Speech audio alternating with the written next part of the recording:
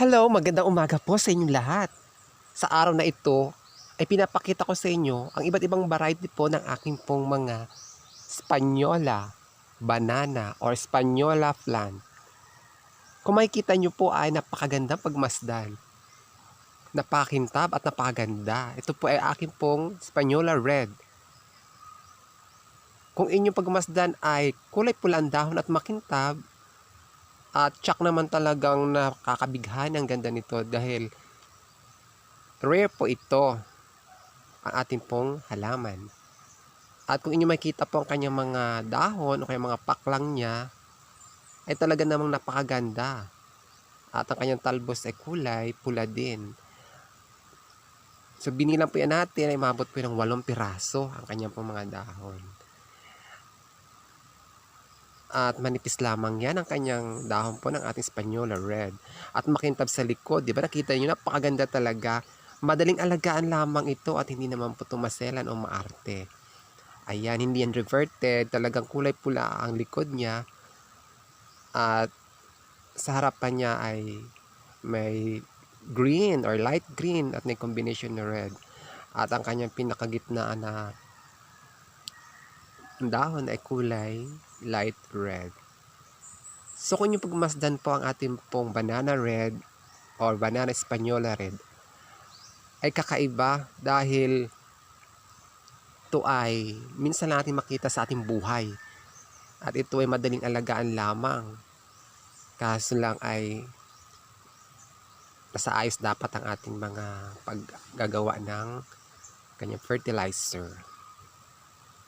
Napakasimpleng alagaan lang yan dahil bukod sa mga maganda ay meron tong baby na 2 piraso. Makintab ang kanyang mga dahon, o di ba napakaganda? O, at talagang kamukha talaga ng saging. Kasi hindi ko pa ito nakikita ang kanyang bulaklak, kung ano talaga ang itsura ng bulaklak nito. Kaya excited akong makita sa susunod. So ayan o, bali 3 na yan. Kita yung mother plant, napakadaming dahon at may mga maliliit pang kanyang mga anak. Sunod ay meron tayong banana Espanyola variegated or aurea. Kung inyong magpagmasdan, napakaganda dahil mayabong ito at talaga namang nauna ko itong binili sa online o kaya mas nauna ito dahil malapit lang ito sa amin eh. Napakaganda pagmasdan dahil ang kanyang combination ay merong yellow, green, white. Nakapagtataka talaga dahil ang kanyang kagandahan ay hindi kakasawa dahil napakaganda nito. At bukod sa maganda, talaga namang magandang ilagay ito sa ating outdoor. Bawal po itong ilagay sa indoor dahil po ang kulay ng ating pong variegated Espanyola banana ay mawawala. So kailangan po ay nasa labas po yan para lalo lumabas. So kung inyong makikita ang kanyang pinaka-age po o talim po ng gilid po ng ating saging ay manipis lamang at may combination po yan siya na may halong red. At kung makita nyo po, ayan ilang pack lang niya na yan. Napakadami. Kaso nga lang, marami rin kasi itong mga baby. Kaya medyo mayabong yung mga dahon niya dahil syempre, alam mo na, kailangan alagaan niya talaga to at saka alagaan natin para hindi naman mamatay. At napaganda po ito sa personal. Hindi po ito biro po ang pag-alaga ko dito kahit inadaan na po ito ng amihan. So ayan ang kanyang pong kulay ay white, green, light green at saka yellow. Talagang napakaganda. Kaya kung meron kayong ganito, alagaan nyo mabuti at huwag masyadong direct sunlight kasi masusunog. Kailangan 50-50. So meron po tayo dito namang banana Espanyola plant na green. Ito po ay regular color lang is green. Ito po ay pangalawa po ito pangalawa po sa nabili natin na napakaganda din dahil normal lang na kulay niya. Akala ko nga to dati ay saging lang. Yung pala ay hindi. Ito pala ay halaman talaga at ang bilis dumami ng mga anak nito dahil nakuha ko lang ito 1 piraso lamang. Umabot na ng buwan Aba, napakabilis. Minsan ay isa, dalawa ang kanyang anak. Kaya ngayon, hindi pa ako ngayon nagsisiparate ng mga babies nito. Pero sa sunod magsisiparate po ako dahil gaganda na itong kulay birdie na ito. Dahil malapad talaga ang kanyang dahon at akala mo talaga ay kapatid siya ng Birds of Paradise. Pero hindi naman po, iba po yung Birds of Paradise dito.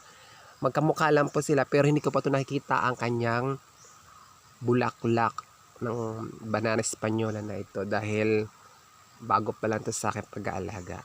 Napakalapad po yan ng kanyang mga dahon tsaka yun nga dinangkal natin. Talaga namang kakaiba.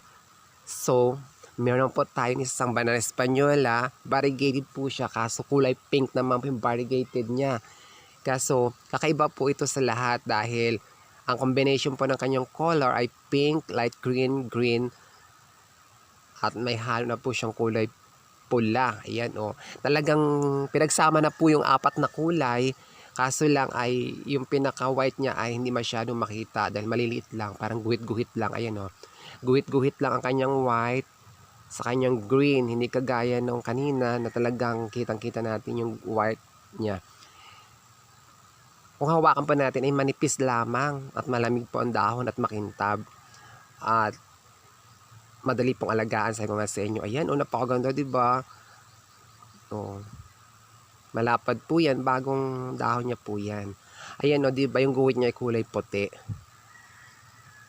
Ginit-guhitan po yung kulay green. Sa likod niya is pink. O, napakaganda. Talagang hindi po tayo manghinayang pa sa mga halaman na binili natin. Basta alagaan lang natin to. Magpapakita po ito ng magagandang katangian pong ating halaman. Kaya syempre dapat medyo sinasabi na kausapin nila at saka diligan palagi at bigyan pansin para naman ay hindi sila mamatay o kaya malanta. Kaya palagi niyo support po ang aking video at sana po ay tulungan ninyo ako para ma-monetize na rin ako. At sinasabi ko nga sa inyo, kung ako po ay ma-monetize at maayos po ang aking YouTube ay tutulungan ko po kayo. Hindi ko po kayo pababayaan, basta yung hiningi ko lang po ay lagi nyong i-like, i-share, i-comment, and i-subscribe all. At palagi panatilihin nyo pong panoorin pang video kahit may mga ads po ito, huwag nyo pong escape. Maraming salamat po sa inyo.